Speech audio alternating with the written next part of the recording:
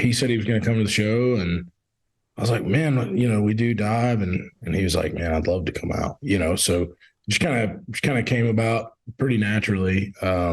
But it was exciting. That was great, man. It was so much fun. Smooth When you were country. on from sea to sea, you were headlining for us. How was that experience for you?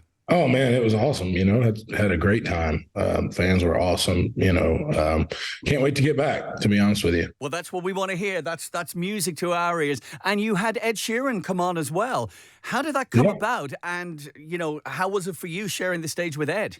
Oh, it was great, man. We've been buddies for a couple of years now, and anytime I go over, I just holler at him and kind of see what he's up to. And he said he was going to come to the show, and I was like, man, we do dive, and he was like, man, I'd love to come out, so just kind of came about pretty naturally. But it was exciting. That was great, man. It was so much fun. That's brilliant. And of course, it's a win-win for the fans as well. Not only, are they getting to see you, but then they get a little extra thrown in as well. That's fantastic. Yeah, absolutely, man. It's a 2-for-1 special that night, no doubt. Absolutely. The new album, not so long after your last album, Getting Old. Yeah. I mean, we're getting spoiled. There were some artists back in the day, you probably remember this, you might have got an album released every 2 or 3 years or something like that. There might have been about 8 or 9 songs on it, if you were lucky. Nowadays, we're getting stacks of new music from artists like you, Luke, and then you're drip feeding them as well, so we don't even have to wait for album release day. This is just brilliant. Yeah, man, it's exciting, and all this stuff. It was all kind of recorded, and written at least for the intent of being on, what at the time would have been my third album, right? So as we recorded these songs, it just kind of became apparent that there was really two separate groups of songs that didn't really fit together, and so. I decided that it would be a good idea to just make them kind of two separate things.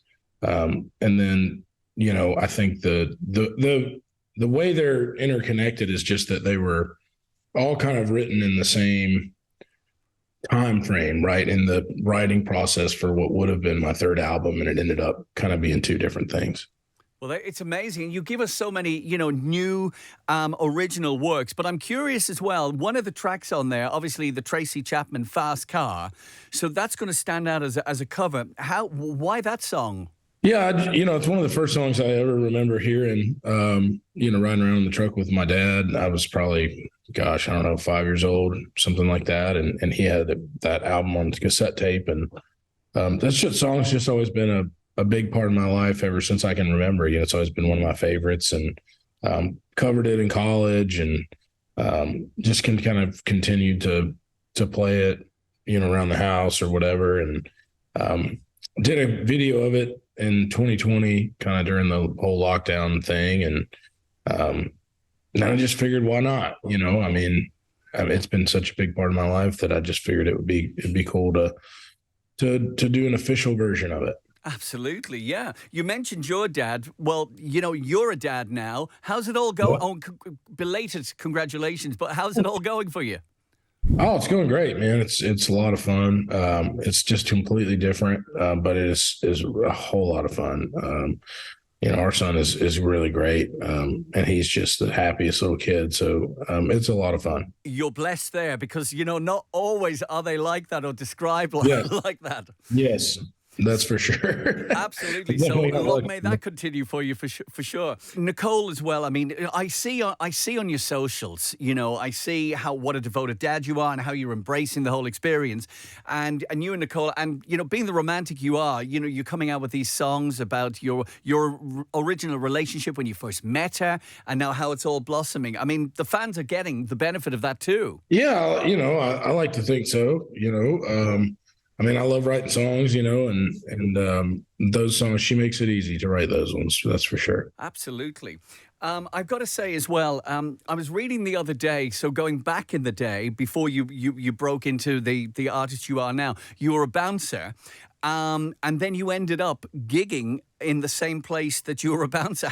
Talk about going full circle. Yeah, I actually lived upstairs too. Wow. So, yeah, I was there a lot. I was definitely there a lot.